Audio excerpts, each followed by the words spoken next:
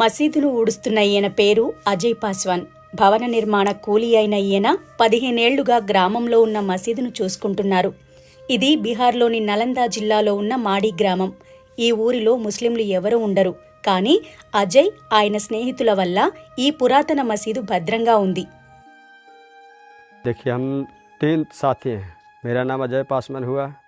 మేము ముగ్గురం స్నేహితులం. నాతో పాటు బఖౌరీ, గౌతమ్ ప్రసాద్ ఉన్నారు.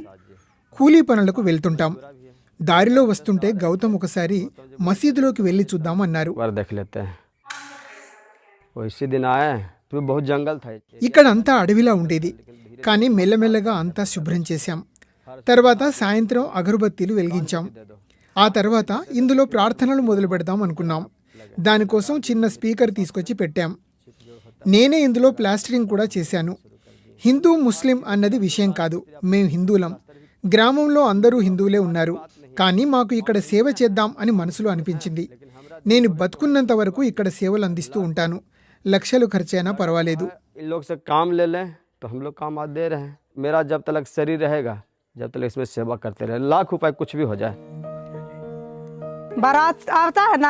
పెళ్లిళ్ళైనప్పుడు, శుభకార్యాలు జరిగినప్పుడు ఊరేగింపుగా మొదట ఈ మసీద్ దగ్గరకొచ్చి దండం పెట్టుకుంటాం. తర్వాత గుడికి వెళ్తాం. ఆ తర్వాతే వేడుకలు జరుగుతాయి. గ్రామంలో అందరూ ఇక్కడికి వస్తూ ఉంటారు. దీన్ని గౌరవిస్తూ ఉంటారు. హిందూ ముస్లిం తేడా అనేదే ఉండదు. మసీదులు పాడుబడిపోకూడదని అందరూ సేవ చేస్తున్నారు. 1946లో నోవాఖలీలో అల్లర్లు జరిగిన తర్వాత బీహార్ అంతటా ఘర్షణలు చెలరేగాయి. దానికి మగధ ప్రధాన కేంద్రంగా నిలిచింది. అంటే ఈనాటి పట్నా, గయా, నవాదా, షేఖ్పురా ప్రాంతం. ఈ ప్రాంతంలోని గ్రామాల్లో మసీదులు కనిపిస్తాయి. కానీ అక్కడ ముస్లింలు ఎవ్వరూ కనిపించరు. ఈ మసీదుల్లో కొన్ని నేలమట్టమయ్యాయి, కొన్ని పాడుబడిపోయాయి, కొన్ని ఆక్రమణలకు గురయ్యాయి. కానీ హిందూ కమ్యూనిటీలు చూసుకుంటున్న కొన్ని మసీదులు ఇప్పటికీ భద్రంగా ఉన్నాయి.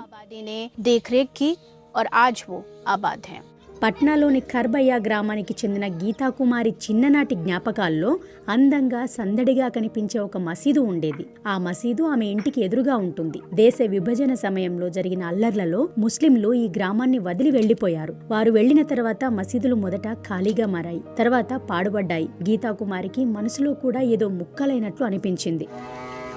తర్వాత ఆమె తన సోదరుడితో మాట్లాడి ఇద్దరూ కలిసి మసీదును మళ్లీ నిర్మించారు.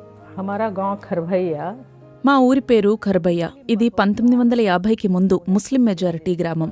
మసీదు నిండా జనాలుండడం నేను చూశాను. నమాజ్ చేసేవాళ్లు.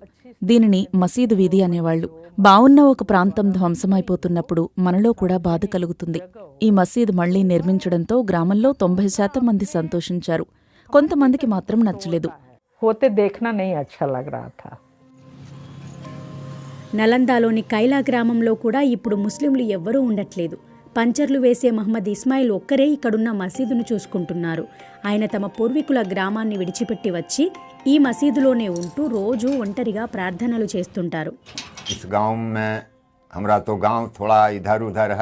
మా ఊరి దీనికి కాస్త దూరంగా ఉంటుంది. నాకు ఈ మసీదు చూడగానే ఇది అల్లా నివాసం, ఇక్కడ ప్రార్థనలు కొనసాగాలి అనిపించింది. 50-60 ఏళ్ళు ఈ మసీదు మూతపడి ఉంది. అంతా శుభ్రం చేశాను. ఇక్కడే ప్రార్థనలు చేసుకుంటున్నా.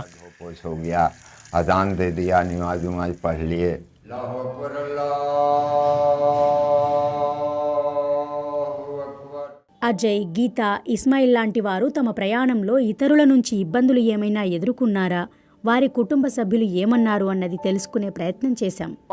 500 సంపాదించి 100 రూపాయలు ఖర్చు పెడితే ఏ సమస్య లేదు. అది మద్యం తాగడం లాంటి అనవసర ఖర్చు కాదు కదా. ప్రార్థనా స్థలానికే పెడుతున్నాం. అందుకే దీంతో మేము సంతోషంగా ఉన్నాం. అంటే నా భార్య, పిల్లలు బాగున్నారు. అంతా బాగున్నాం. వ్యక్తిగత స్వార్థం ఉన్నవారికి కొంతవరకు అలా అనిపించింది. మిగతా వాళ్ళందరికీ మా పని నచ్చింది, సంతోషించారు. ఏడాదికి 6-7 సార్లు శుభ్రం చేయిస్తుంటాను.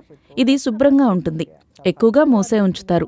ఎవరూ దీన్ని దుర్వినియోగం చెయ్యరు. తాళం వేసే ఉంచుతాము. వ్యక్తిగత కోయి ఉపయోగ్ ఇస్మే నహీ హోతా హై, దురుపయోగ్ యా ఉపయోగ్ నహీ. తాళా బంద్ రహతా. చలో హమ్ ఖుష్ హై. మేం సంతోషంగా ఉన్నాం. నా వల్ల వేరే వాళ్ళకి ఇబ్బంది లేదు. ఇతరుల వల్ల నాకు ఎలాంటి సమస్య లేదు. అందరూ సంతోషంగా ఉన్నారు. హిందువుల సహకారం ఉంది. నాకు ఎలాంటి ఇబ్బంది లేదు. अब जो एक डिवाइड किया जा रहा है कि मेरा धर्म और तुम्हारा धर्म, ఇది నా మతం నీ మతం అని విభజించడం అనేది ఇటీవల విషయమే. ఇది ఇంకా లోతుగా వేళ్ళూనుకోలేదు. మతం అనేది అందరిలో సమానంగా ఉండే అంశం. దాని పట్ల అందరికి భక్తి, గౌరవ భావన ఉంటుంది. అందుకే ఏదైనా ఒక ధార్మిక స్థలాన్ని ప్రజలు తమకు సాధ్యమైనంత వరకు సురక్షితంగా ఉంచాలనుకుంటారు. ఇలాంటి చాలా మసీదులు పాడుబడి ఉన్నాయి. बहुत सारी मस्जिदें जो वीरान पड़ी हैं. పెద్ద నగరాలకు దూరంగా బీహార్లోని ఈ చిన్న చిన్న గ్రామాల్లో అజయ్, గీత, ఇస్మాయిల్ లాంటి వారు భారత ఉమ్మడి సంస్కృతికి ప్రతీకలుగా నిలిచారు.